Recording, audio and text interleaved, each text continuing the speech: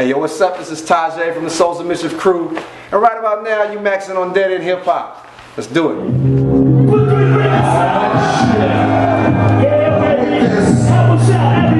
Everybody out there, come on. Say on and on and on and on. Say on and on and on and on. Alright, Dead End Hip Hop. We are here with a special guest. This is Tajai from the legendary Souls of Mischief Hieroglyphics crew. Yeah, hey. What's going on, man? Chilling. Literally. This is the 93 Till Infinity Tour, right? So what's it like, you know, so far, just being on tour, just performing all these songs in front of, like, you know, all these people? Because obviously we got millions and thousands of fans and shit. Oh, it's cool. I mean, this is different because we don't normally do 93 Till, the whole record. Yeah. But, I mean, I think the reason we're still here is we tour like this every year. Yeah. You know, we probably do 100 to 180 shows a year. So talking about 93 Till, which, you know, stand moment, one of my favorite hip hop albums, period. Like, I remember when this shit came out, I had completely lost interest in hip hop. And I randomly discovered you guys from a skate video. Oh, wow. And it was the actual track, the Souls of Mischief track from the old cassette dealing. Wow. Yeah. So I just ran out by you, Casual, Dell. So how does it feel? Like, do you feel nostalgic playing these tracks, or are you just kind of like mechanic at this point? It's just like, ooh, I mean, it's fun because we don't get to do them. So it's actually to have a new experience after 20 plus years of performing. It's fun. It's cool. yeah. It's cool. I mean, I wouldn't necessarily say nostalgia. It's more new than old to me because we haven't, you know, you don't do anything can happen or I call myself. Certain songs you just don't do because of the tempo or because it's a story and all that kind of stuff. So it's more, it's new more than nostalgia. Do you ever feel like having such an iconic classic album, do you ever feel like you're battling with that album? I mean, of course, obviously everything that you guys do is great, but you know, people, especially like hardcore fans, are always going to try to throw your shit back to, okay, well, let's compare it to 93 Till. Do you ever feel like you're fighting with that album? Nah, because we've had several incarnations. I mean, most of our fans now know us as hieroglyphics even. Like, oh, Souls of Mischief, so how y'all are like Hyro, huh? I'm like, yeah, kind of. I mean, half of Hyro, really, but so it's never really, we've been doing it so long, I think we've gotten away from that. I think the first maybe 2 years, 3 years after we came out with the second album, it probably was tough. But we were, you know, I was 19 when the second album came out. I was 18 when 93 came out. So it's not possible for me to be objective. I always like our newest record the most. Of course. So maybe I'm just delusional, you know what I'm saying? But it doesn't bother me. Like, I don't think it bothers the group. How does it feel like 20-something years in the game and it doesn't feel like you guys have really lost a step? Like, a lot of dudes don't last this long.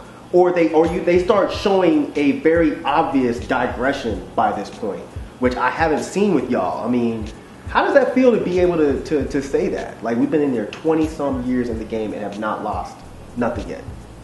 Oh, it's fantastic. I can't, you know, it's a great feeling because you look around at your peers and either they do an old school review type of shows where they put you in this old ghetto, you know what I'm saying, though, or they don't make music anymore.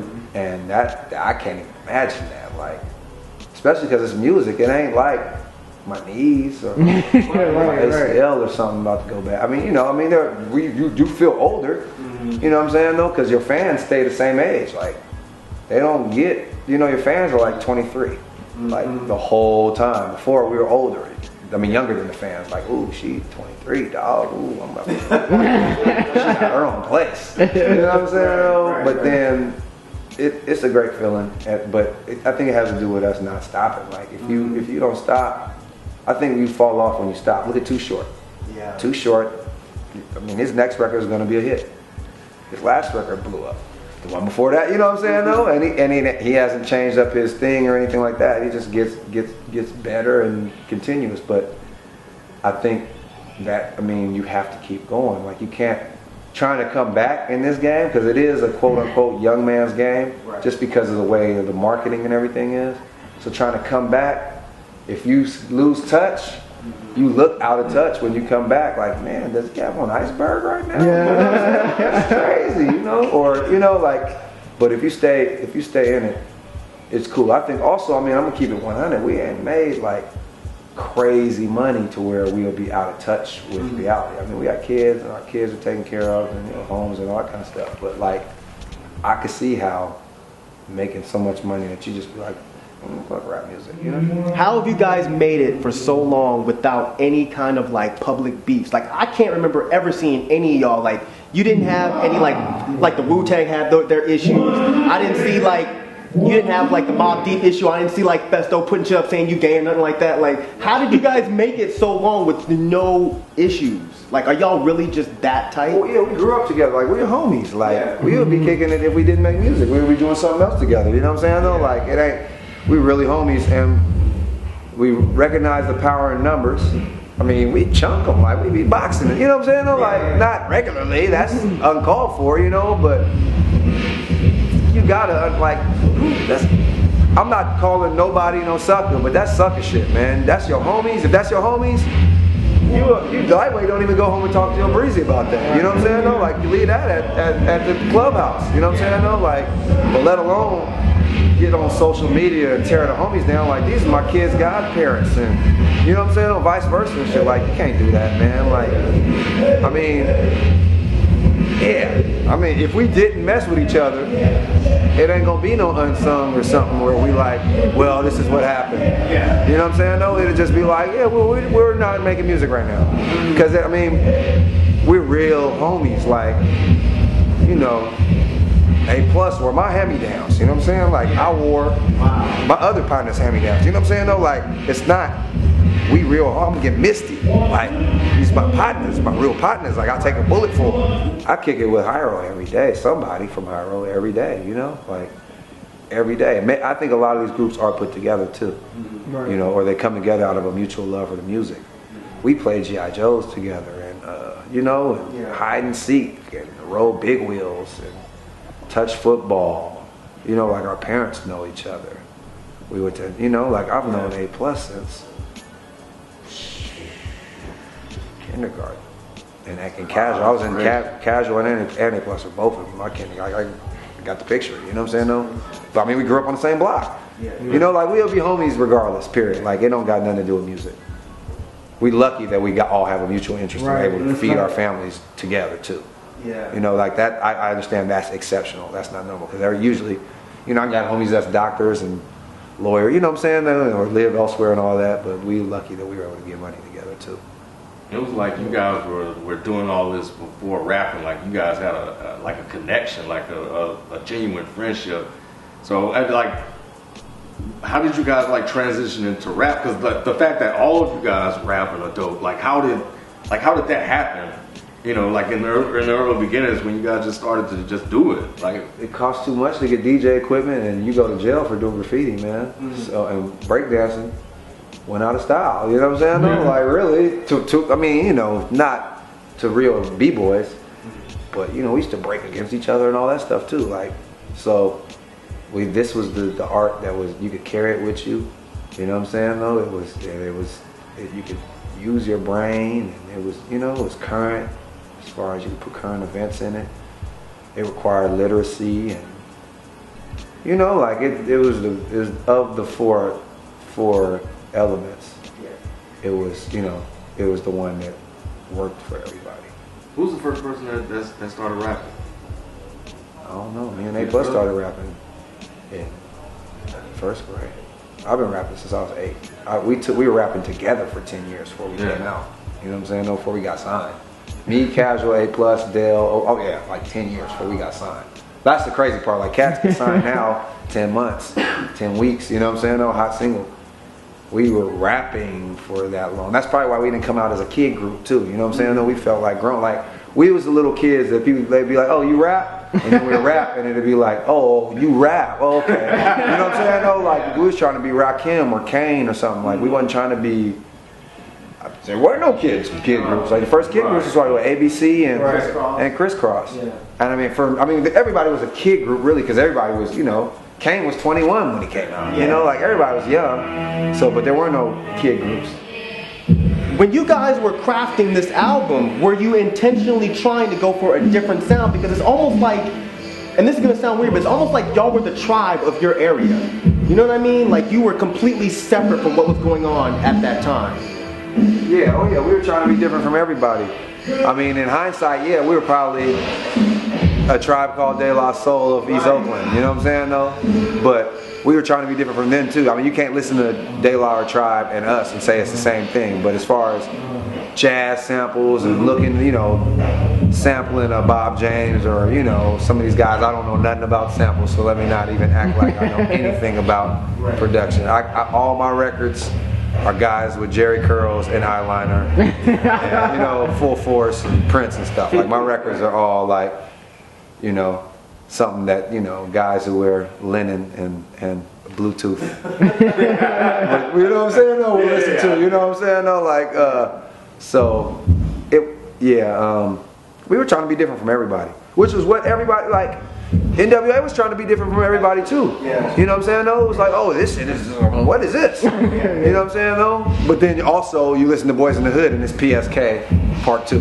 You know, so you see there's influences and all that kind of stuff, but rap was about being different. Like you'll get beat up if you was the same. Like you'll get, they used to beat biters up, for real. They used to make you leave. Like you a biter, man, get out of here. Like now, you get signed based on how much you're like something else. And I'm not trying to sound like an old man, because when things are different, genuinely different, people gravitate towards it. But because the industry sort of controls the sieve of what's coming out, and has for as long as rap's been co-opted, everybody's trying to, I mean, I gotta shout out Das Effects. Like we got signed because they're trying to look for the next Das Effects. You know what I'm saying though? And they're like, oh, you guys are kind of like, you got dreads, okay. You know? You see what I'm saying though? Like it wasn't necessarily because we were that different to the old white dudes who were listening to the music. You know what I'm saying though? They're like, oh, okay, I don't understand it. And you're rapping really fast, you sound like Das Effects kind of. Let me, you know, so the industry, the industry pushes for homogeneity because like it ain't no, except for a few guys. I shout out Dante Ross. I even shout out Sophia Chang, like the little woman who signed us. There's a few people who are looking for really different things. But for the most part, A&Rs say, we can sell records like that. Right. So let's sign this, because they're almost like that. And then you look at the groups that came out after us. I'm not naming no names, but there's a lot of shit that was just like, oh, that sounds like Souls of Mischief.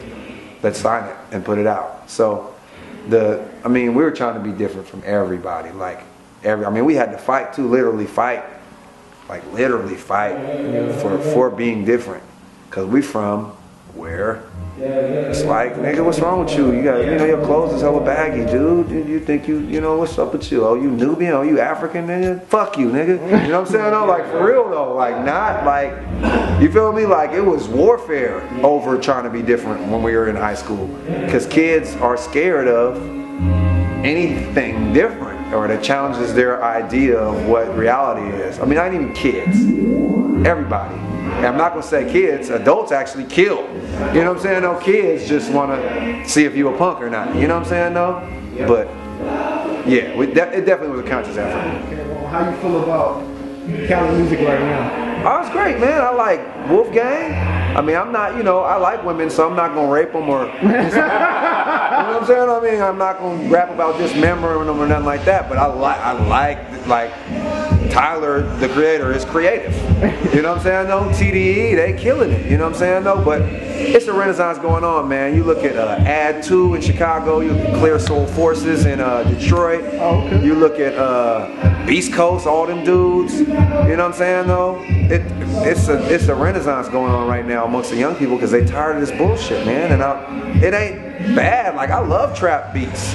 I love trap music, you know what I'm saying? If I'm in the trap, it's going to make my whip game even stronger, you know what I'm saying? But when I'm not there, I want, you know, if I'm going to the beach, I want to listen to something that takes me somewhere else. Right. Don't have me just stuck in the urban environment. And these youngsters are using their imagination, and that's the best thing for humans. You know what I'm saying, though? Not just music, for humans. Like, it's a lot of dope stuff out, man. I mean, I got shout out Raglan, Duckworth, you know, Life Before Time, Hyperspace. Like these cats are really thinking on some interplanetary type thing. You know what I'm saying though? Like I'm not surprised. I wouldn't be surprised if there's like a new Dungeon Family type thing going on here. Like the youngsters is really trying to be different, and that's cool. Like don't stop. Like being normal here ain't cool. the regular shit that go on in America is not cool, man. Be different, because the normal shit will end you up in hell or jail. Like, it ain't cool, man. And I don't mean be so different that people can't relate, but lightweight, fuck them if they can't relate. They, you know, they're gonna catch up to you eventually. You know, hopefully not, but if they do, you know, then you gotta bust a left and do something else. This is how we kill from 93 clear. This is how we kill from 93 clear. This is how we kill from 93 clear. Fuck that shit. This is how we kill from 93